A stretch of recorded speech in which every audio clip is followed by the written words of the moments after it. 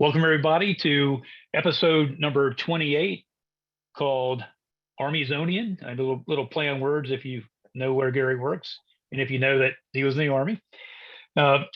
Gary, welcome aboard. I'm excited to have you here.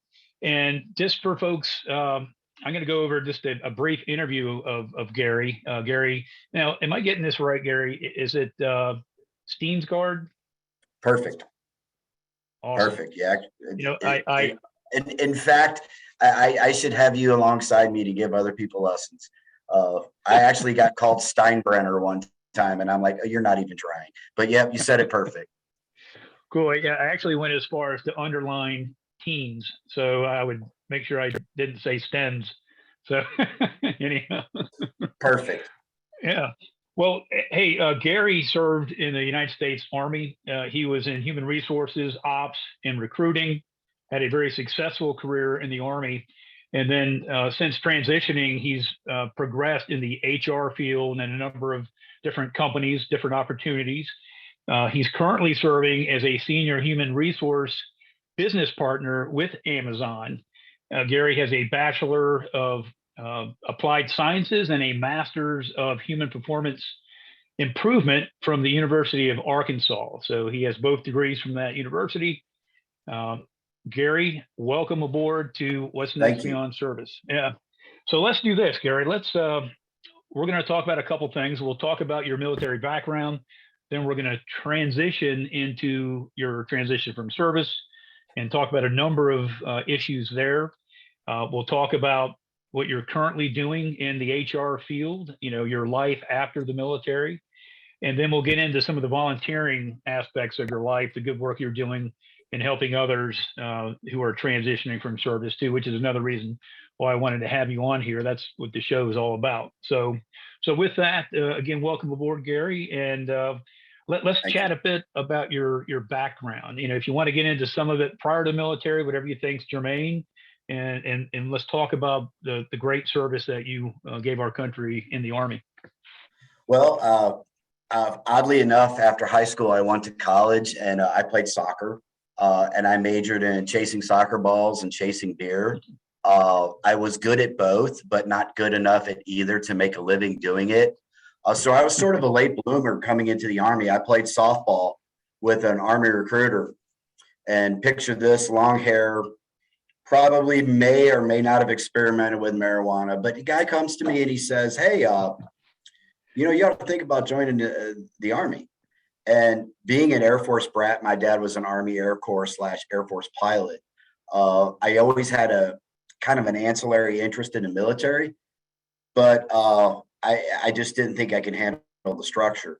But I went to him one day and I was like, look, I was a McDonald's manager at the time, and I was really sick of babysitting 16-year-old kids making Big Macs. So I said, what can you do? So I took the ASVAB. I did relatively good on it. I could have wanted to in a number of careers, but I just wanted to blow stuff up.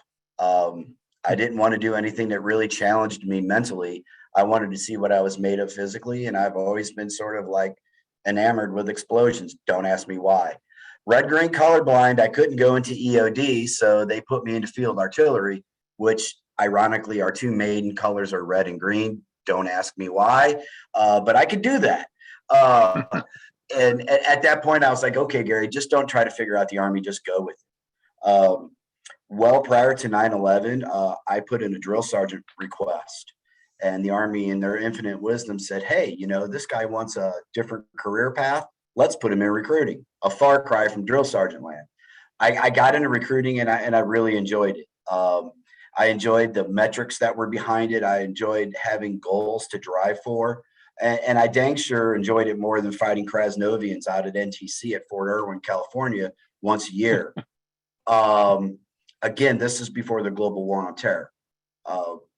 As I was sitting in a small recruiting station as a brand new station commander of a really small recruiting station in North Carolina, 9/11 happened. I had already converted to be a career recruiter at that point. And I progressed through, through first sergeant. I held first sergeant rank in 3 different recruiting companies. I acted as an acting operations sergeant major. And I really enjoyed the actual recruiting experience. One of the best experiences I had was actually training recruiters and actually getting a chance to train people that came back to be recruiters that I had put in the Army. It was kind of like a full circle thing. So it was totally rewarding. And I retired after 23 years, and my then wife and a couple of close mentors really pushed me to go back to college. So I was able to finish my bachelor's degree and finish my master's degree. And I did get my certification, my PHR in HR as well, because I enjoy the HR field, because I think people and processes are the most important part of being able to deliver for customers. And that's what kind of led me to where I'm at now as far as the Army goes. Right. Yeah. Yeah. I didn't, of course, a lot of the times when you're looking at people's profiles on LinkedIn, there's only so much that maybe that you want to put in, or B, and if you've got a lot of stuff, you got to figure out, well, what's going to be relevant for folks looking at my profile. So yeah, I didn't realize, and I guess we didn't chat about what you just said about being in artillery in your early careers. Yeah, my brother was in the Army. He was in artillery for a number of years, and then went from active duty Army to the Guard and Reserve. And yes, but that was many years ago. But yeah, arty guys are pretty crazy. I know my brother, he's kind of crazy, but I mean, maybe that was just in his DNA. I don't know. Well, no, it's a different. The artillery life's a different world. We always said big guns go boom, but it was challenging from a physical aspect, of course. But I had never had a mechanical aptitude, and I think the biggest thing that I took for my personal life, you learn how to fix things, and you learn how to fix things correctly. Sometimes on the fly, you do what you can with 550 cord and 100-mile-an-hour tape. But when you're doing services on vehicles and stuff, the Army really sort of forced me to get out of my comfort zone and learn what I hadn't been comfortable with before. You would not believe how much that little personal behavior plays into what I do now, especially where I do it now, because in any company, that change is constant. Trying to improve and get more efficient is constant, and you can't rely on what you're comfortable with. And sometimes you're faced with things that they're just, you want to resist. But I always lean back on, Gary, you've done more difficult things. You can do this. So that lesson is one that's really stuck with me from the military, just working on vehicles. And it sounds crazy, but it's true. Yeah, no, I would absolutely agree. And the other thing about artillery is when you're sending rounds downrange, you want to make sure that they land, where they need to land, right? And so there's a little bit of math involved with figuring out where you're going to drop those rounds. So that, I mean, it's pretty intense career field. Absolutely. So, well, yeah. Now, as far as your military career, is there any time in service that, when you look back on, and it doesn't have to just be one thing, but when you look back on your career, are there any significant things that you felt you accomplished, or there are times like all of us where you were doing well, but then you were curious about what's outside the military, to where you were contemplating getting out, and it obviously you didn't get out, but if you were having those thoughts, can you share some of that with us as well? Because folks that are Sure. thinking about transition, this stuff goes through their heads. Sure. I see my old friend and mentor from the recruiting and retention school on here, Rodney Lee, and he would be able to vouch that recruiting in the Army is very much a performance-based position. And that is, how many people did you put in the Army today, and how many are going in tomorrow? Whether you were doing it from an individual recruiting standpoint, or you were running an Army company, that end state strength is really reliant on your team getting people in boots and assessing through basic training in AIT into a division or into a unit in the Army. Those moments really kind of started changing my thoughts to a business mentality, because let's face it, businesses stay in business by meeting bottom line metrics, whatever those might be, however you measure them. And we worked every day to fill a recruiting funnel just so one person would trickle out and would raise their right hand and join the Army. Those simple lessons really kind of prepared me for EBITDA. It prepared me for headcount at a manufacturing facility. Those things, they were non-negotiable. You had to do that. And if you didn't do it, you had to answer to why. There was an accountability piece there. And sometimes it was very, very uncomfortable. And you didn't want to be that leader that had to stand up and explain to senior leaders 2, 3, 4 times removed from your rank why you failed. Business can be that way, and that's the cold, harsh reality of it. That recruiting experience really sort of prepared me for where I'm at now. I don't have a problem standing up and saying, this is where we're at, here's why we're at, and here's the bridge to get to where we want to be. I didn't get a lot of that in artillery land. I'm sure as people progress up the hierarchy in artillery, whether it's a first sergeant, platoon sergeant, I was just a section chief at the time. So all I had to do was make sure I was accountable for all my people and all my equipment. Pretty simple stuff. But I didn't have those deeper dive questions to answer. Recruiting taught me how to deep dive and figure out what's going on and what bottlenecks and obstacles we had in our processes that would lead to success and how to overcome them. Very proud that I learned that alongside of a bunch of very strong mentors. And you get a chance to earn a recruiting ring back in those days. And that was a significant moment that said, hey, you're really proficient at what you do. It wasn't an Army Achievement Medal. It was unique to Recruiting Command. It just said that you're a true subject matter expert in what you do.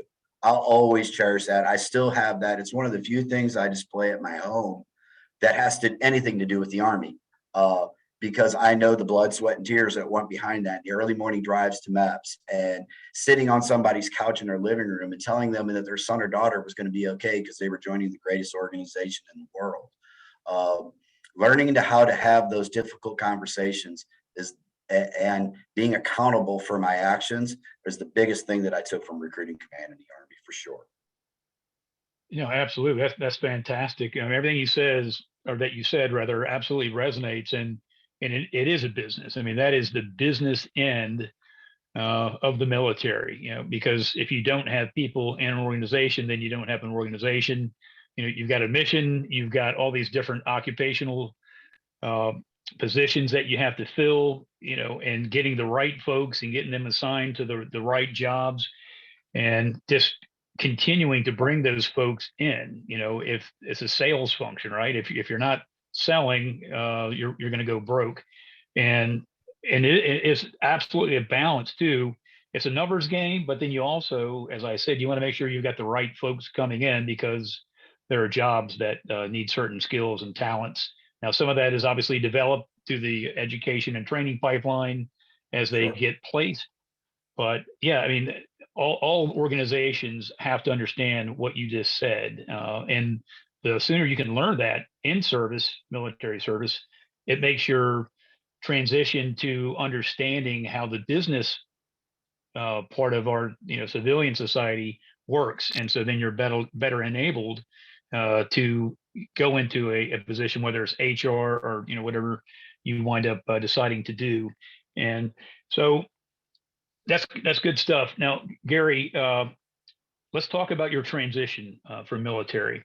And I'm not trying to push us through, but we actually had a good time on the front end before hitting record. So just to be a steward of your time, I don't want to run too late here. So let's go ahead and talk about your transition.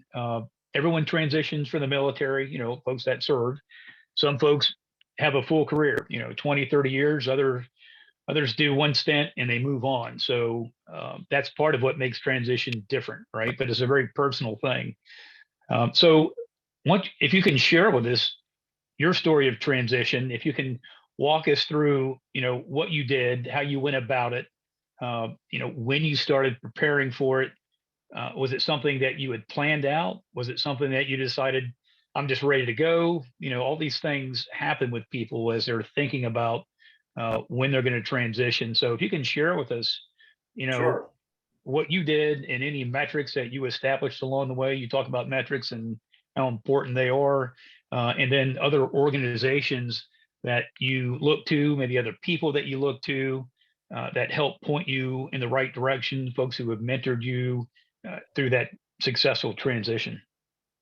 Well, I think there's really two parts of the transition that were for me. There was the passive thing in the back of my mind that I always told our Army applicants in recruiting, you won't be a soldier forever. Even if you love it, you won't be forever. So whatever it is you do in the Army, make sure that you're planning towards afterwards. Um, I had met Cynthia Lockett probably 2012, and we just struck up a conversation, and it was about finishing my degrees. I still didn't know what I wanted to be when I grew up, and nobody grows up and says, I want to go into HR. Most people kind of stumble into HR and the things that we deal with on a daily basis. So I really started looking at human resources as a future path about 5 years out from when I retired. Fortunately, in recruiting command, you're not really insulated by the military installation. We are out in America's footprint. We are out in neighborhoods. So I was fortunate enough to get some advice from a person that I had as a center of influence in my area where I recruited. And they said, what are you going to do when you get out?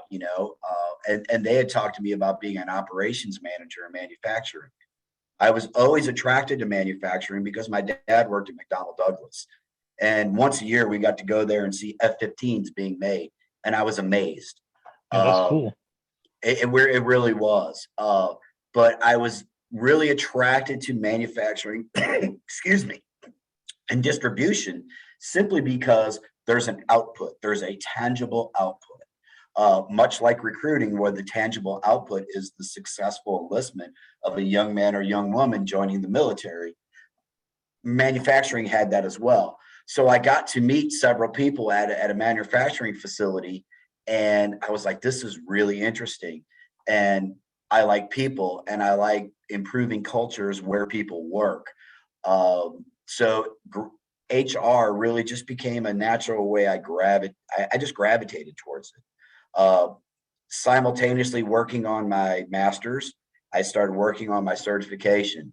I had a great chain of command in Atlanta recruiting battalion at the time where I was a first sergeant, and they gave me a ton of time to really pursue these studies and get the master's done and get my certification. At the same time, I networked Gary, outside of the Army. Yeah. Yeah, sorry for interrupting. I have a quick question for you. I know I'm breaking your train of thought there. This was around 2014. Is that the time frame? I started really about in earnest around 2015 as I was going through my master's, because my bachelor's degree was just in multidisciplinary studies. Well, what does that mean to anybody? I knew I had to get that certification. So at about 2 years out from when I retired, I really kind of rolled up my sleeves and I got tangibly focused into what I wanted to do was to go into HR. Again, not being on a military installation, I was able to network with people outside of the Army that knew nothing about the Army, but knew a ton about manufacturing and knew a ton about human resources in manufacturing, because all human resources isn't the same. We can get into that in a little bit, but that ability to network and learn and understand how I needed to bridge what I already knew through certifications and education and what I did HR wise in the Army and what I needed to demonstrate for a business were the things that I was able to close in that time frame. What a lot of it's the same, but the language is completely different. And if you can't make that language relevant to the hiring manager on the other side of the desk, as Bill Kiefer would say, you're not going to get hired. Right. So I really spent those last 2 years starting to think like a civilian, starting to change my terminologies a little bit, not use so many acronyms. And oddly enough, we use a ton of acronyms at Amazon. but they're completely different. It's its own language. So that's sort of how I went about it. One huge win was Hire Heroes USA really helped me with my resume. I didn't know what tailoring a resume looked like. I had the same TAP resume, Soldier for Life TAP resume that everybody had leaving an Army installation. And it didn't stand out, and it had a bunch of generalities. Things like servant leader and, demonstrated ability. The only demonstrated ability in the business world is the ability to produce results. And those results usually come in the form of a percentage, a dollar sign, or some form of tangible efficiency or impact to the business's bottom line. And I had to learn. Absolutely. Yeah. Absolutely. So I had to learn that. And then I had to be able to translate that in an impactful way on my resume that sort of married up with the job descriptions that I was looking at. So that was really the huge steps that I took towards getting into my first job outside of the Army.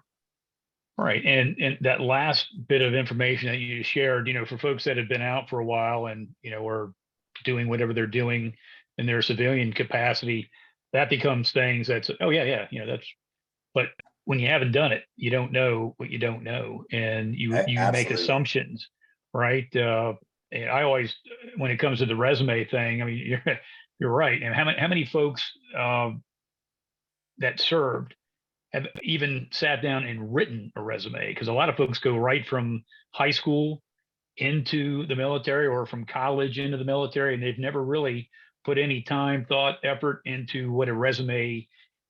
Obviously they know what a resume is, right? But they don't know the mechanics of how to write a resume, and that it has to be tailored, and that it can't just be a generic document. Now that you can have a baseline document that you should have, right? It's like a Sure. Bible, if you will. It could be as many pages as you want that you use as a resource. You go to that and you draw from that when you create your individual resumes that you send to that specific job. So it's got to be tailored, and then you got to make sure you're using the right language. As you talked about, HR isn't the same for every organization. There's some underlying baseline and principles that are, but certainly based on what they're doing, it's tailored in that regard. And so Right. It's the same thing with the resumes, and you have to understand that. If not, then you're wasting everyone's time, and unfortunately, you're wasting your time, because Absolutely. it's got to be something that as soon as that hiring manager or recruiter sees it, if and it doesn't take them long, right? Because they're looking for some key things. If it doesn't resonate, it's gone, and you don't even hear back, and then you're frustrated. Yeah, I've sent out 100 resumes. I'm not hearing anything. And it's like, well, let's take a look at your resume, and let's take a look at the job, and how does that sync up? What did you do?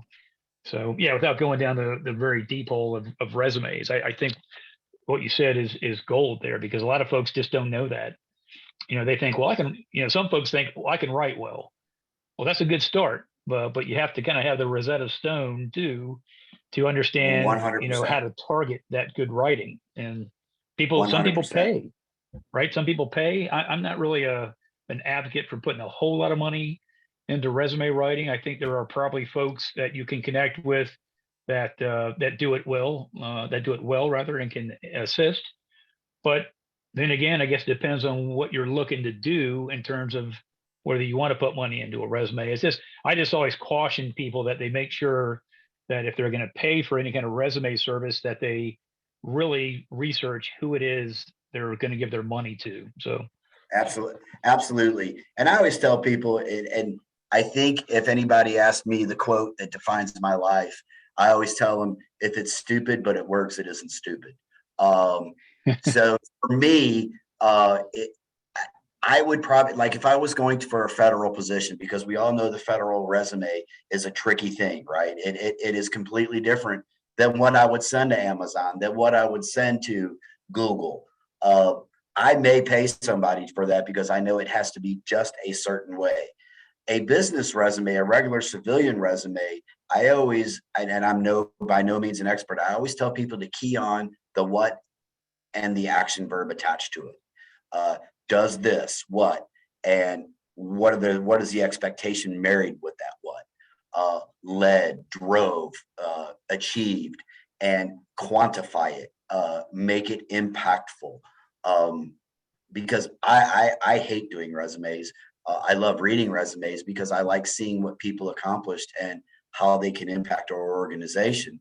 But beyond that, I can't stand them.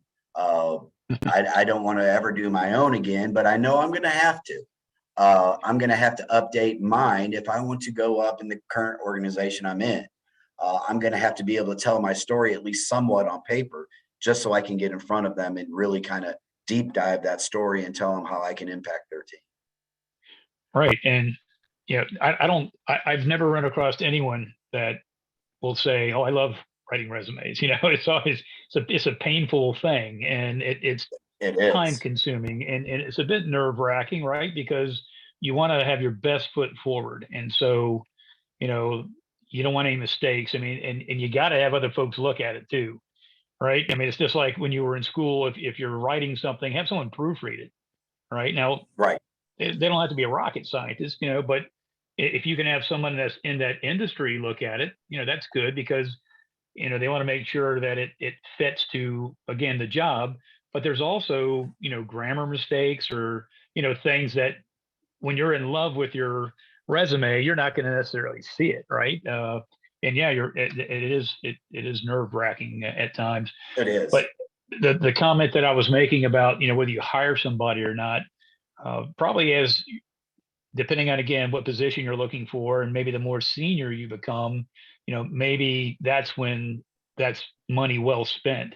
If you're looking to probably get into at the base level of an organization, maybe that money goes somewhere else.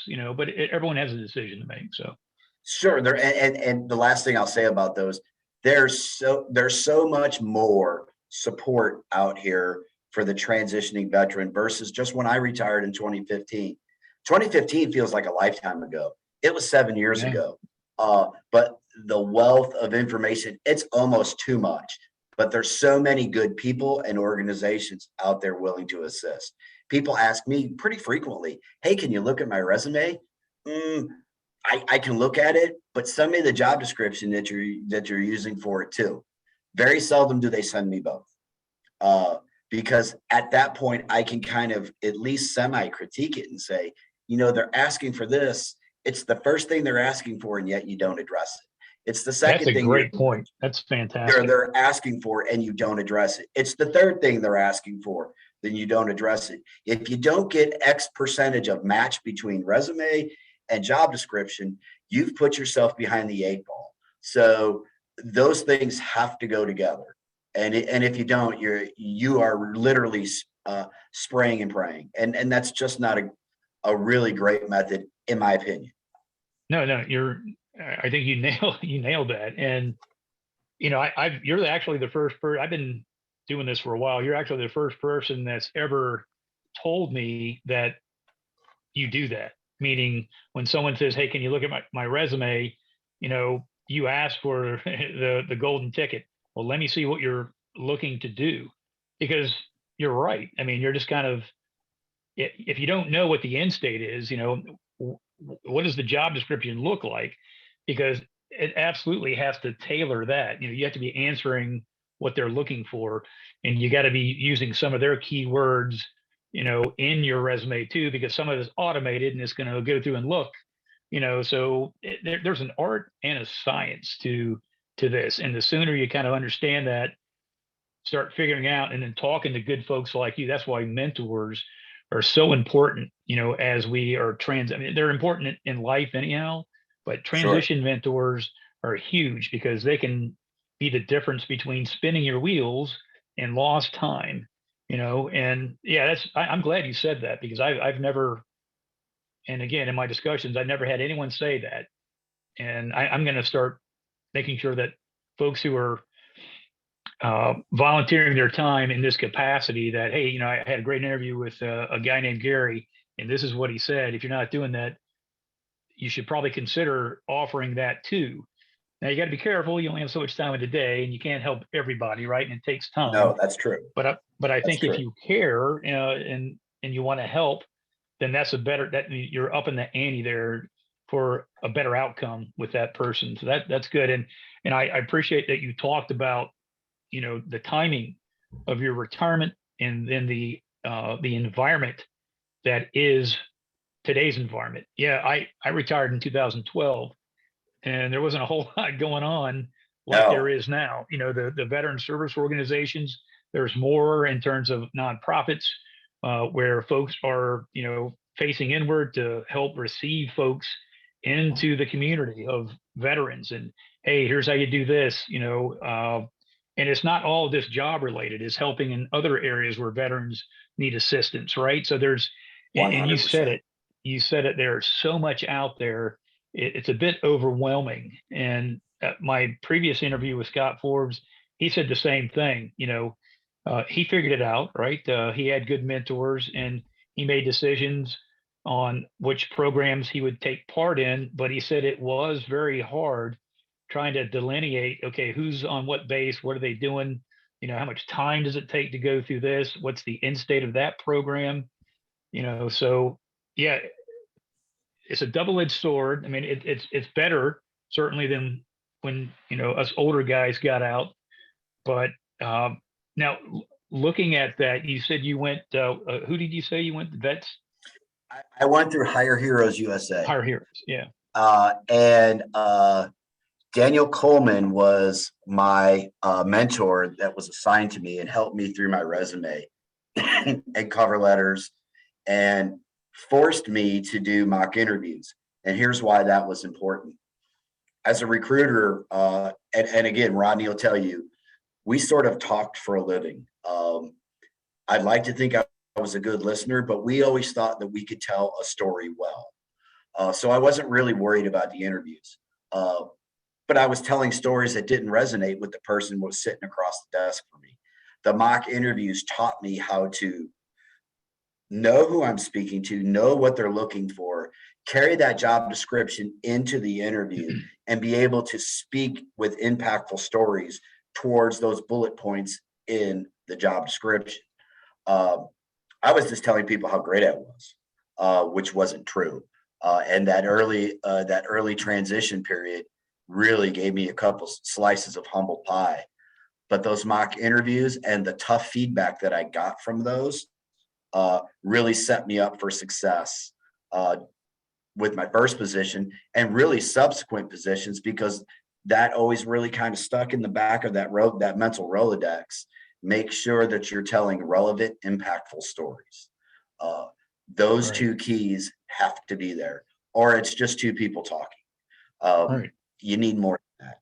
So, yeah. Yeah, absolutely. It's one of the key things to communication is know your audience, right? When whether it's one-on-one or whether you're engaging a group, if they're subject matter experts, if there are folks that are just looking for general information, if you don't understand your audience, who you're talking to, some of it can go over their head, some of it may not be interesting because it's not on point for who you're talking to. So, yeah, I mean that's absolutely that's a big deal.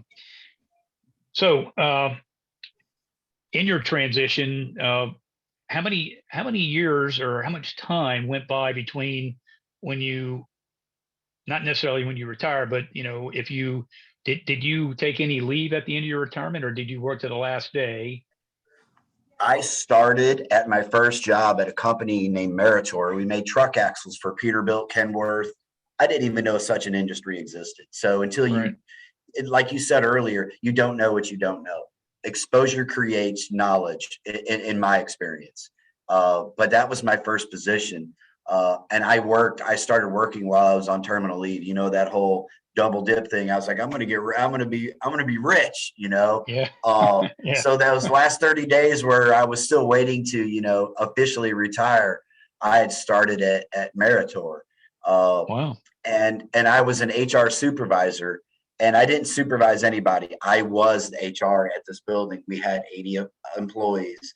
And I had to change my mindset as I was transitioning out of the Army.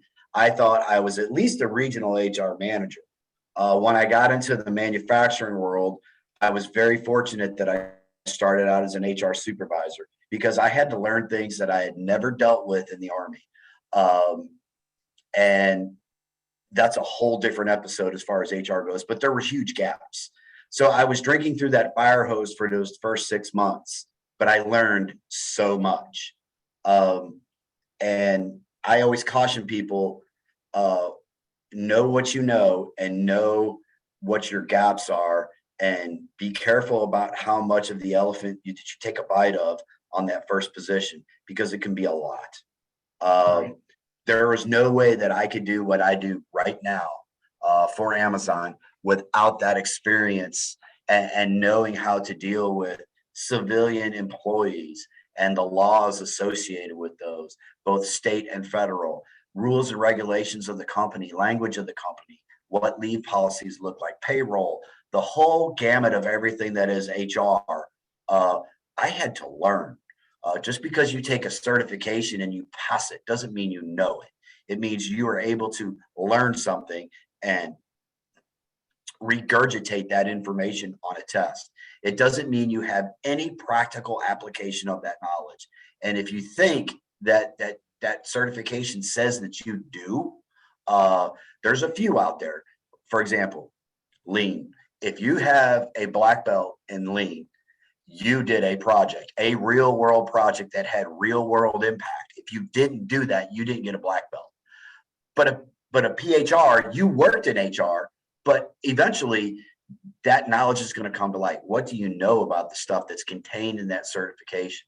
So that first 6 months was a lot. Right. It was fun, but I had to learn how to reconcile payroll. How many people in the Army reconcile payroll? Probably zero. Yeah. DFAS does that. We submit paperwork for pay errors, but after that, we send it off to DFAS and DFAS handles that. You have to do it real world, real time at a location in a manufacturing industry, because that person is at that job because they need money.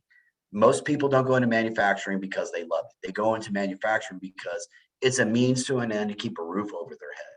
So I always take associate actions very, very seriously, because whatever company you're at, they're there for a reason. You have to make sure that you maintain the integrity of that reason. You don't mess with benefits. You don't mess with time off. You don't mess with pay. Right. That is non-negotiable, has to be 100% accurate all the time. And if it's not, you're wrong and you better fix it quick. No, I mean, that's perfect, because we're all people, and if you're on the other side of that, you would hope and expect that that's what's happening, and that there are folks 100%. that are professionals. They understand how to balance, the business side and the people side. I mean, that's what we're all hopefully striving for. So when we talk about this transition thing, you've experienced your military transition. When you look back on that, and yours was quick, right? I mean, it sounds like you had your ducks in a row, process wise, in terms of what you wanted to do, doing the things in advance so that when you were ready to connect, you were good. So looking back on that time, and this might be a hard question to off the top of your head answer, or maybe you already have.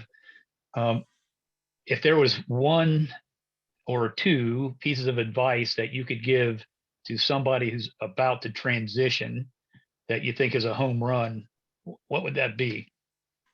The first part is mentorship is huge.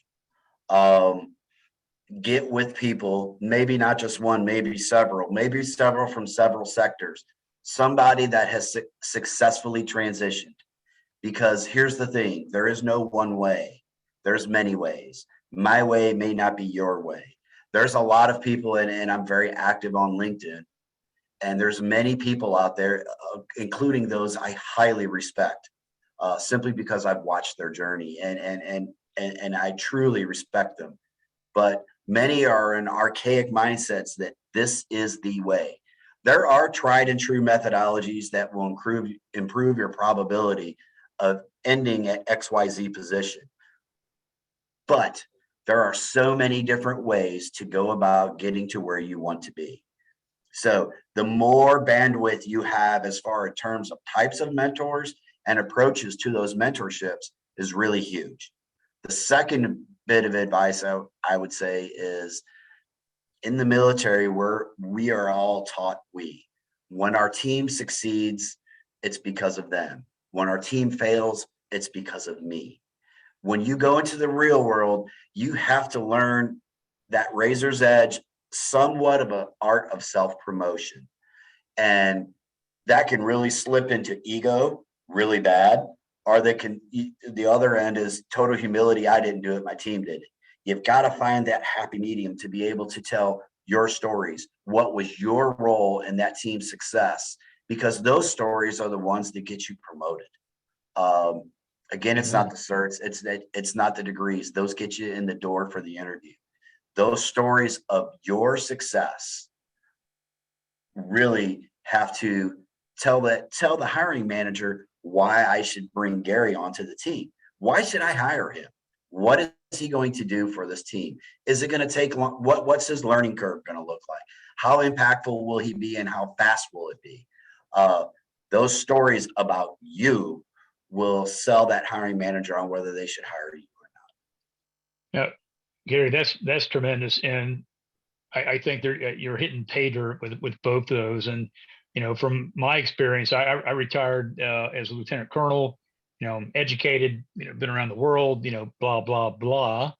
And I remember the first interview I had that happened to me, and I just hadn't had enough of grooming myself really for the interview, and even really understanding some of those dynamics. And I was talking in the we, because as a Marine, that's what you do. You're a leader, and you bring along your team, and you pat your folks on the back for jobs well done. You make corrections where you need to. Some things are done in private, right? But the praise is absolutely out in front, so folks get recognized.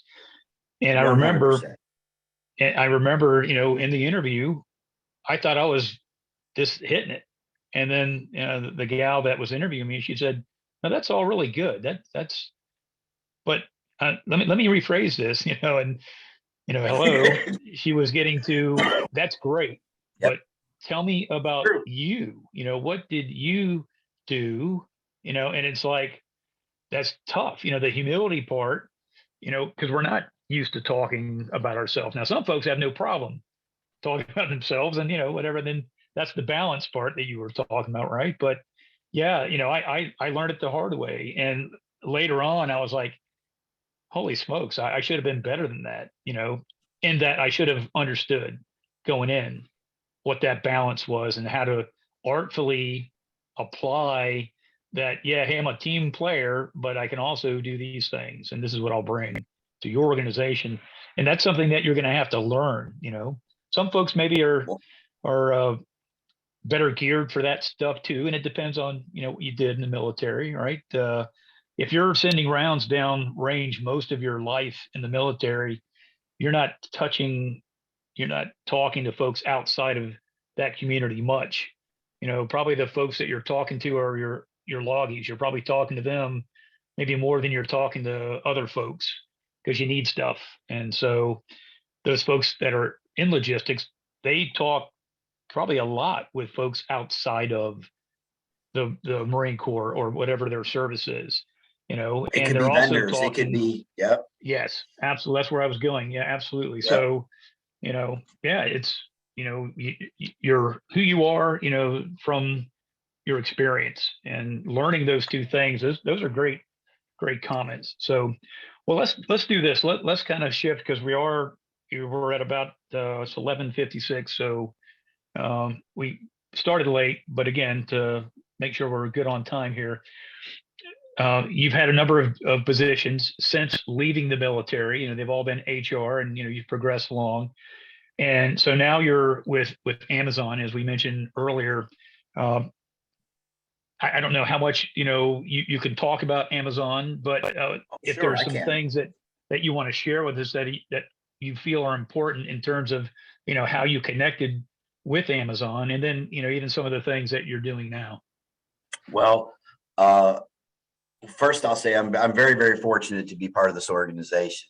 I'm super proud of what this organization does from a DEI standpoint for veterans. Uh, the pledge to hire over 100,000 veterans and military spouses is really Big number. actioned. Yeah. It's a big number. We have so many great professionals driving that effort. Bo Higgins, Michelle Mills, Jen Harrison Doss, they're just hyper focused in the veteran and military spouse space. Uh, I will give you an example of our site alone. My assistant site manager is a former Green Beret. Many of our senior ops managers are former military and military spouses.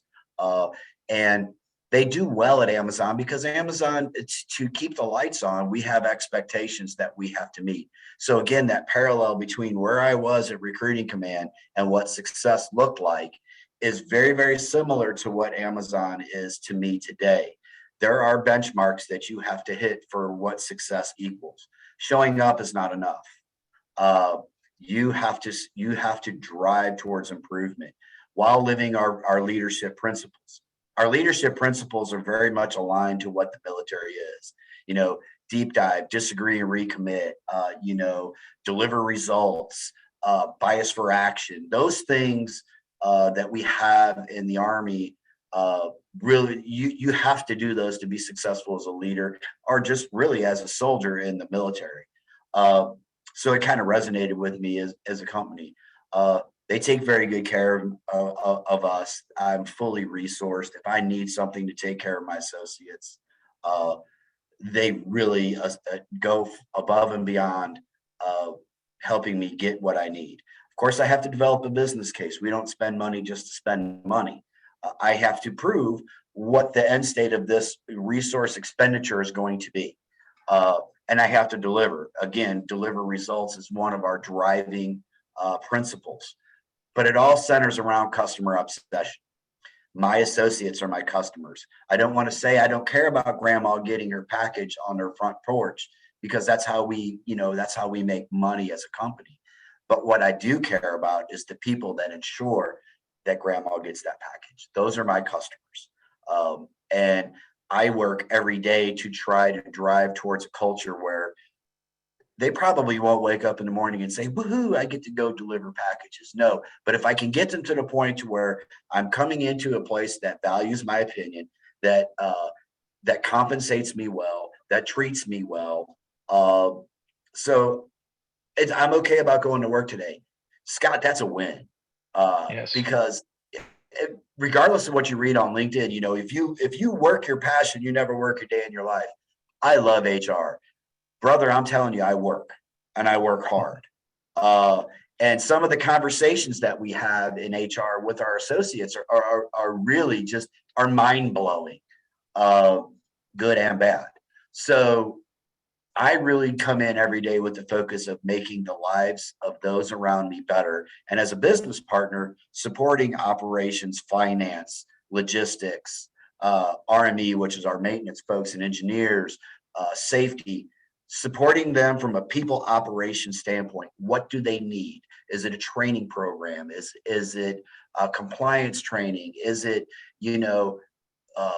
the shift patterns that we're working are not conducive to good work-life balance? Whatever the case may be, I will roll up sleeves and get in there and get dirty with them. That's my job. And Amazon allows me to do that. Every company I've been at allows me to do that. This company just happens to have the true bandwidth to be able to deliver on what they say they're going to deliver on. And that's a great place to be. Yeah, it is. They're an incredibly large company, and it is amazing that they're able to do what they say, right? When I use Amazon. I'm an Amazon Prime guy. I'll go through, I'll order something, you look and it says it's going to be delivered on this day, like the next day. Guess what? It's there. Occasionally things happen that are beyond anyone's control, but you guys, you have that metric, you meet it. And so then you can talk about it. It's not like McDonald's, and I'm not bagging on McDonald's, but let's say a fast food restaurant where in the commercial, their burger is this big. and it's fresh and it looks great. Then you go there and you open the container and it's laying over sideways with half the It's stuff, just, right? yeah, yeah, So the yeah, expectation management, come on, guys. But yeah, no, Gary, you know, for folks that wouldn't know, right? I always want a conversation with whoever I interview in advance of the interview. I call it my pregame chat, and Gary and I had a great chat the other day, and I think it probably lasted 40 minutes. It could have been an hour. I kind of lost track. And sometimes you got to be careful with that because if you start, really clicking with somebody, you don't want to keep them on the phone too long. But uh, right. that call in this interview, this solidifies in my mind.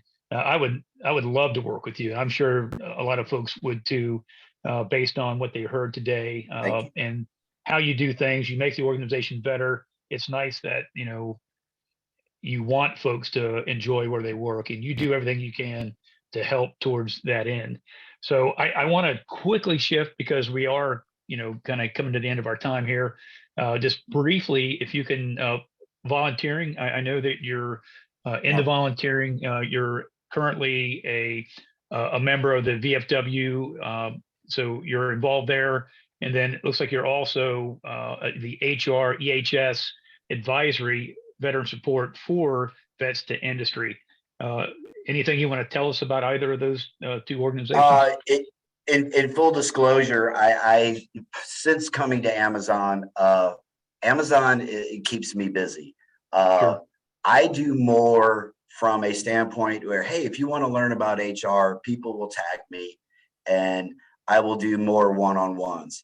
My weekends volunteer is actually at an animal shelter. This is probably not the best thing for somebody in HR to say, but I like dogs more than I like people. Uh, I A love lot of dogs. dog people do. I am a dog guy. I have a couple myself. And if you really want to have an interesting life, get a golden doodle. They're a blast. I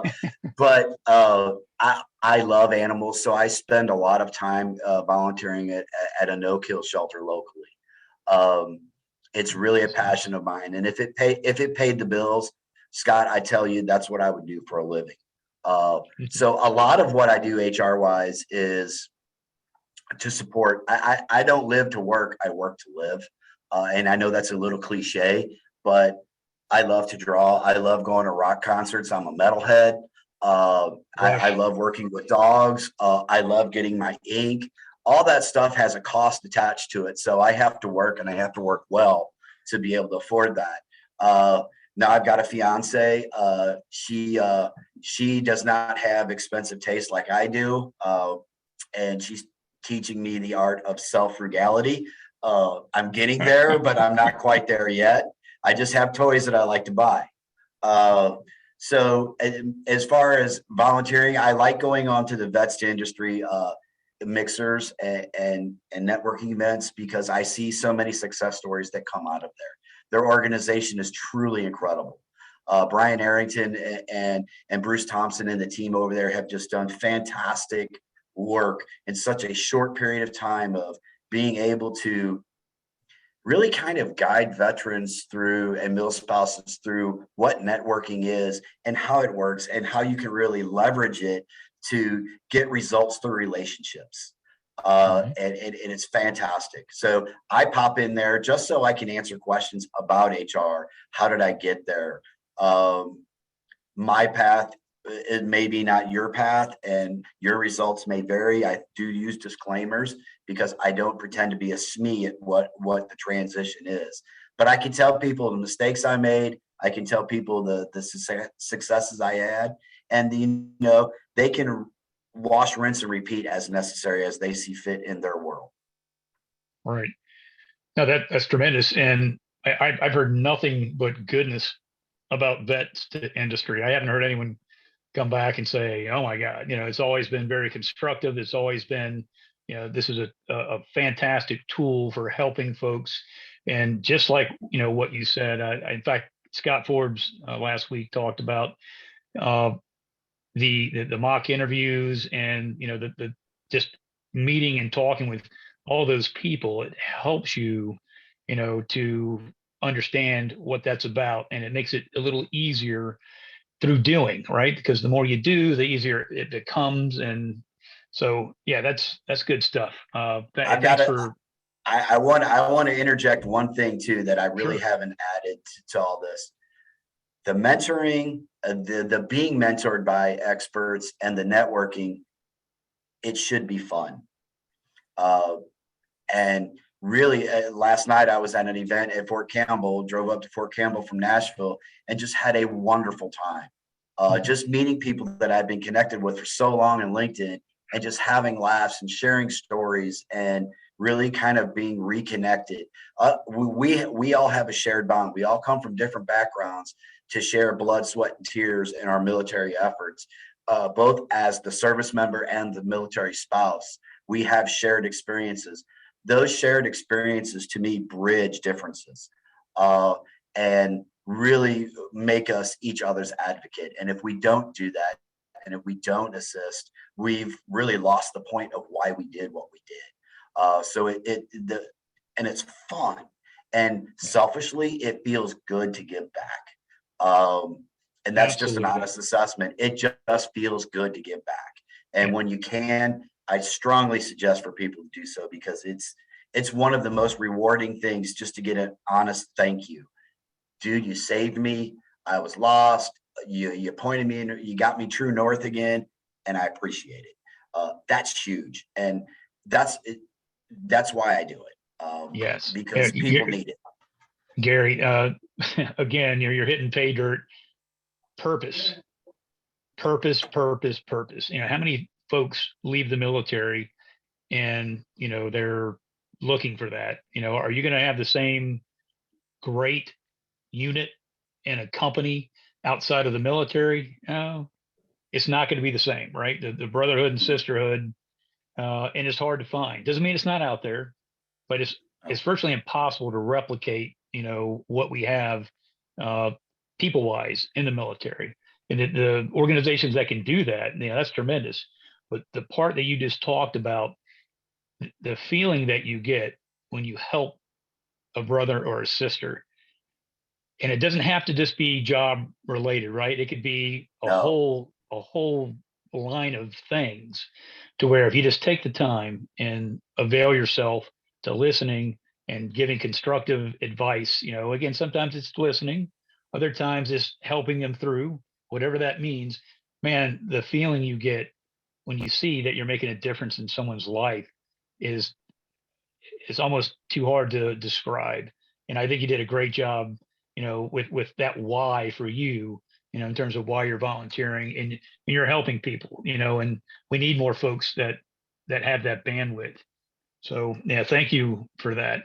So we're at the end, and I do want to give folks that have been on here the opportunity to, do a little bit of Q&A with you. But before we do that, I've got one question I want to start with, and this might be the hardest.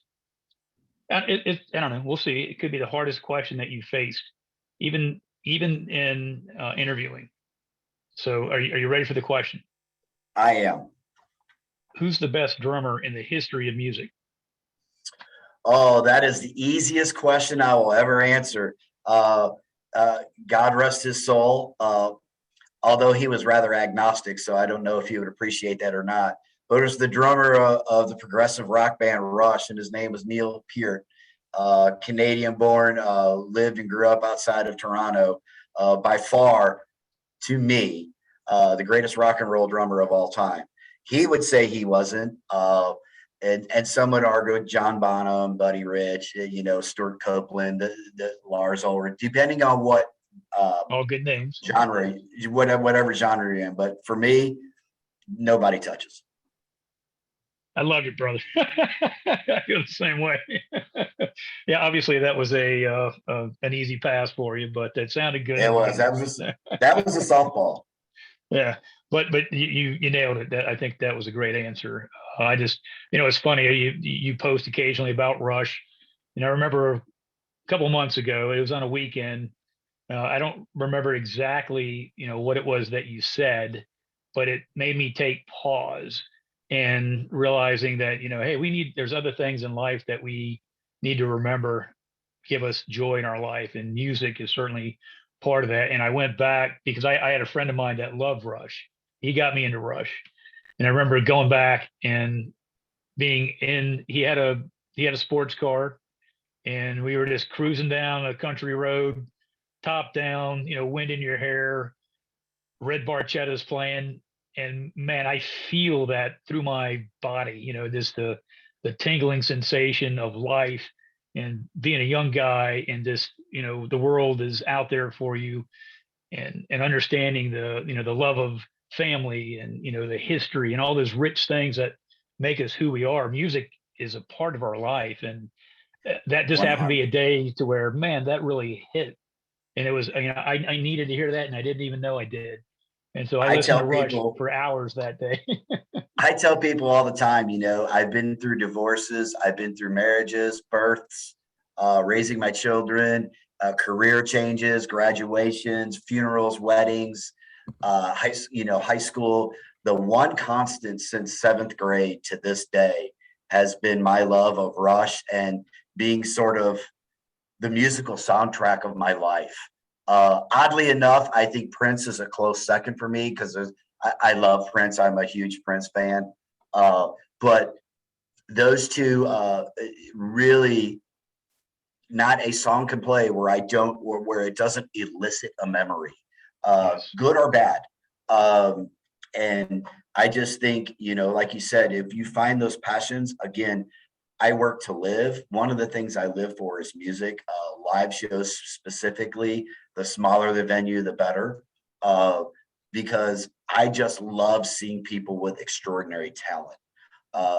Sort of jealous. And if I had it to do all over again, I wish I would have been born with a guitar in my hands. But I just love seeing people with that extraordinary talent. It makes me happy to be a human. And we don't have to look very far on the news to where that love of humanity really gets trampled on all the time. Music's my happy place. And I always encourage people to find their happy place and live there as much as they can. Yeah. Amen to that. I'm with you. I'm a big music guy as well. There's so many things that we can just keep talking. Obviously, I wanted to talk about LinkedIn, but we just kind of ran out of time for that, because connecting on LinkedIn and, the relationship building is so important, not just with transition, but also because you never know, when you may shift jobs. And so you don't want to not be continuing to be part of LinkedIn. Yes, just you want to foster those relationships that you build. But let's do this real quick. Sarah, I'm going to ask if you can kind of guide us through the Q&A of this. I know a couple of folks have dropped off. Rodney, I really wanted to hear. He probably had a couple of things that he wanted to share with us, because it looks like he has known Gary for a period of time. So I don't know whether he left something in the comments. I did see that he had to go, but yeah, Sarah, if you can lead us through the Q&A, that would be great. Oh, you bet. Yeah. One thing actually that David talked about. First, I just want to say I appreciate the talk, Gary. Thank you. And I love what you said too, that you just come in wanting to make the people around you better. And I always associate people that are, veterans. Like, I always think of that as that's what they do bring, what you do bring, just from all the calls and the sharing. So I really appreciate that. And then, some of the patterns, you hear this a lot about really learning relevant language, really being able to translate your work really well to the civilian, population where they'll understand your strengths.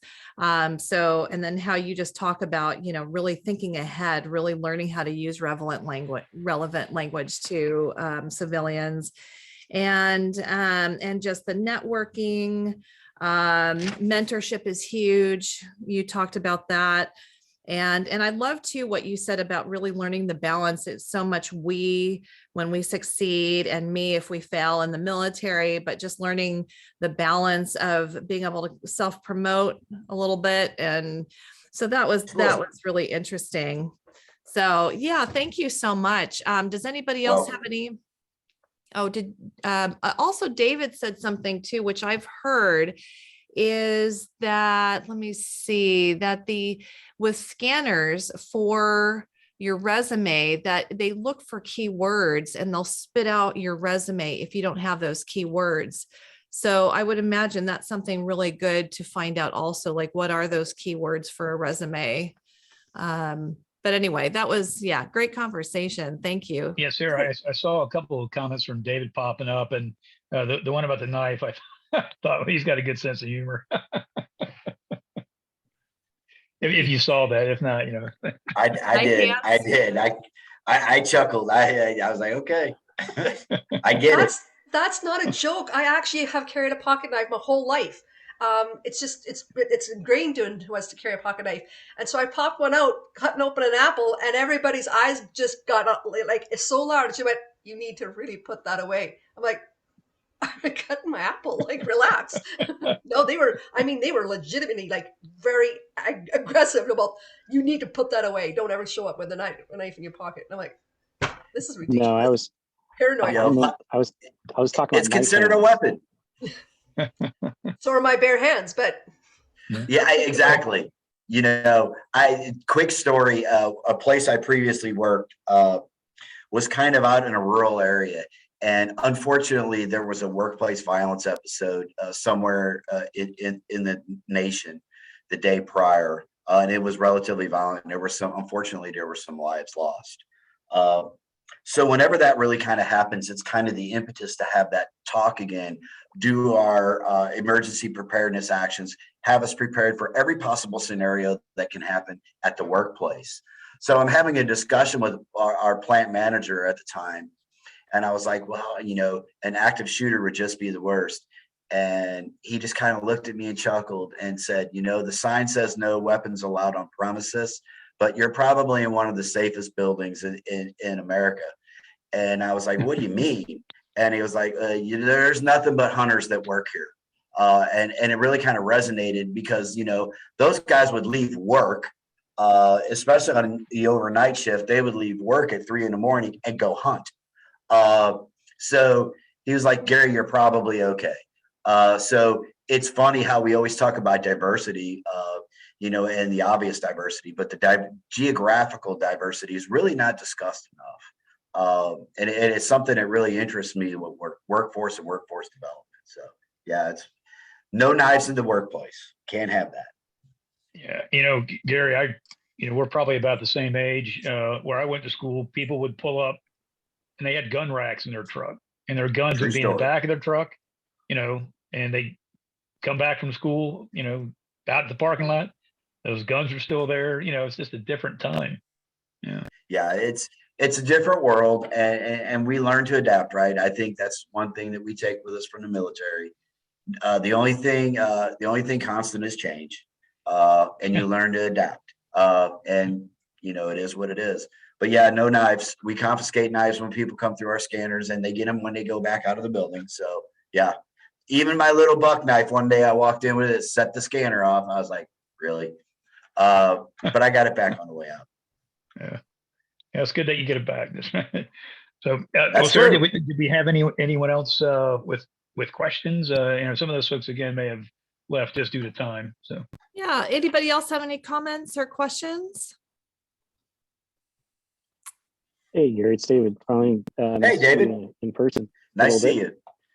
No, I was kind of joking about you're not allowed to have knife hands. When you're talking to somebody. Yeah, it's a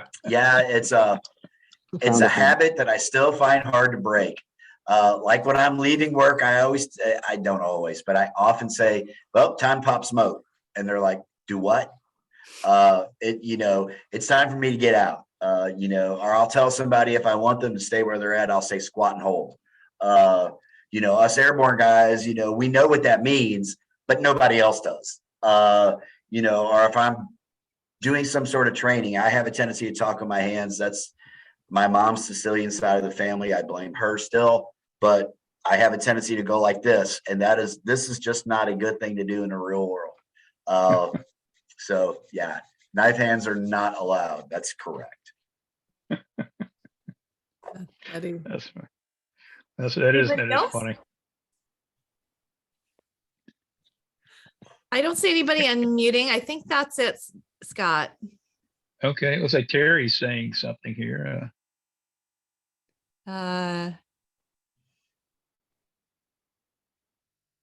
You were talking about weapons, and one of the things that I've found throughout my career is the people who are typically more likely to be victims of break-ins are those that are displaying NRA stuff or anything, like you said the gun racks on the back of the pickup trucks and stuff.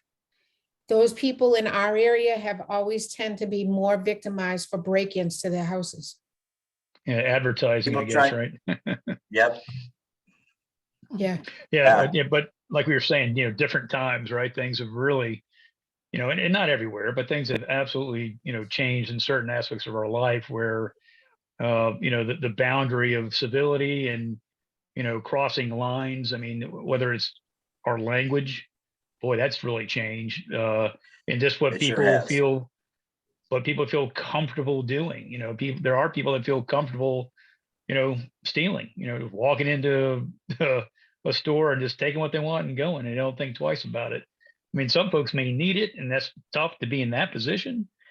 But other folks, they're just doing what they're doing, but which is, kind of outside of what we were chatting about here with Gary. But that's a whole nother, thing to talk about for hours. Just how society has changed here in the U.S. over the years. But absolutely.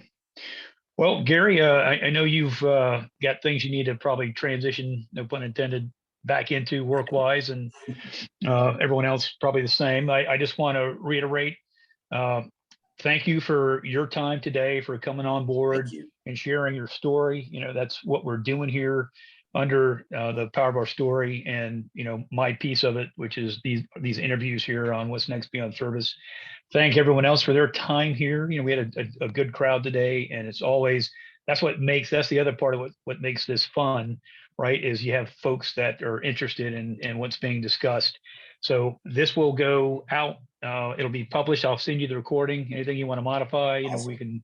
we can do. But then Sarah will put it out on YouTube under her What's Next, or excuse me, the Power of Our Story on YouTube.